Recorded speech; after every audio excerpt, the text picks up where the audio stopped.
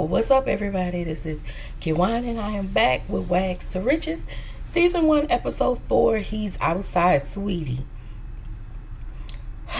Y'all, this show get on my nerves, okay? Can I get y'all to like, comment, and subscribe to my channel? Click the notification bell button so you can be updated on every video that I drop, okay? Alright, so the episode starts with Sherelle. She meets with Portia, and she tells Portia about Chad. She thinks he's being inconsiderate. Portia says men throw tantrums, and this conversation is aggravating to me. She said that she needs to know everything is good financially before jumping into it. But I get it. You know, you want to have your stuff together, and you need to know if that person's stuff is together so y'all can come together. Got it.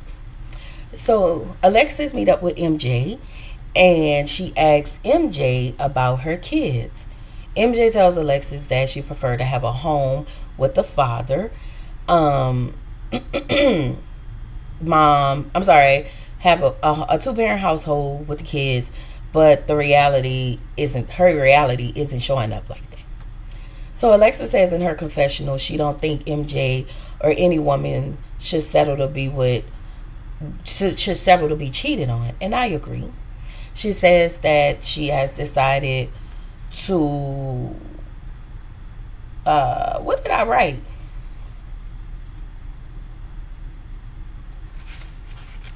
I don't know what I wrote.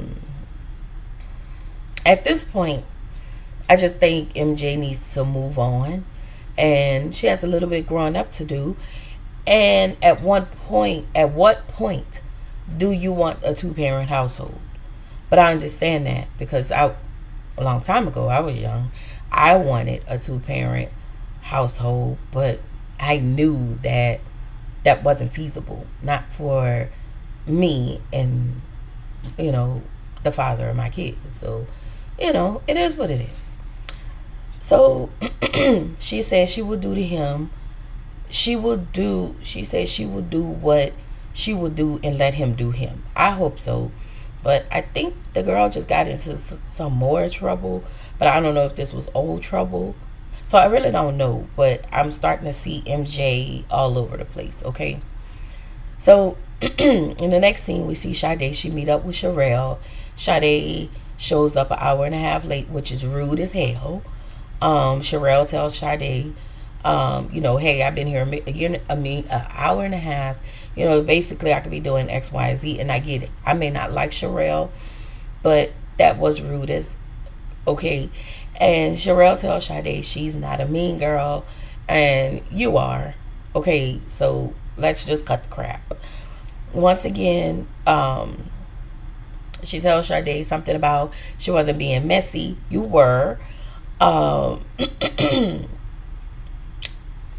They were fighting on behalf of Keita, and Sherelle kept talking about how if things don't bring her money, she doesn't really worry about it. And I'm like, girl, shut up. Anyway, so Keita, in the next scene, Keita meets with Portia.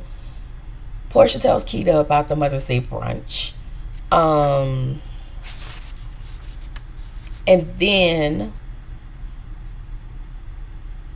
oh, did I miss something? I guess that's all I wrote, y'all, because they basically talked about everything that happened, how they got into it with Sade, and how Sade was acting, and yada, yada, yada. Okay. So Ashley is having an event at her home, and Sade is watching it with her third eye. I don't blame you. And so when I said where is Stoney, she then shows up. So Stoney shows up while they were praying. I was like, my Lord. And then they was talking about the baby mama conversation that I absolutely checked out on. Sade clears the girls, especially Ashley. And she said, I'm just tired of repeating myself. Point blank, Andy, period. Y'all not finna play with me. Please leave me alone. Ashley and Portia are birds for real in real life.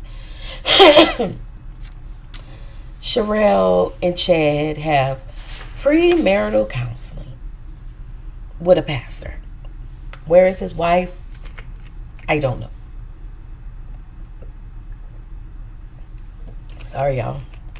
But I think she should be present for for some of these conversations. I'm just saying. I just feel like if you're going to meet with a man and a woman, your wife needs to be there.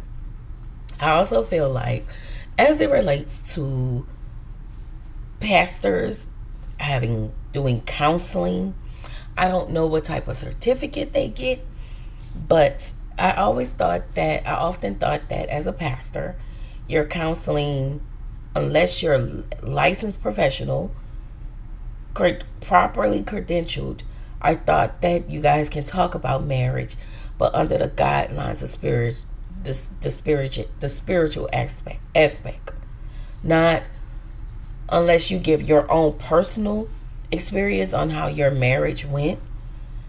I guess, I don't know, maybe it's a line that I don't know, but I like when I see certain pastors who are licensed professional counselors, who are actually marriage and family therapists, who are MFTs and LPCs, because now not only can you give the spiritual aspect, but you can actually give a clinical aspect, a more professional, in-depth, more tools.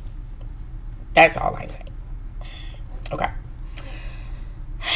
So the pastor asked, do they think they were healed when they met?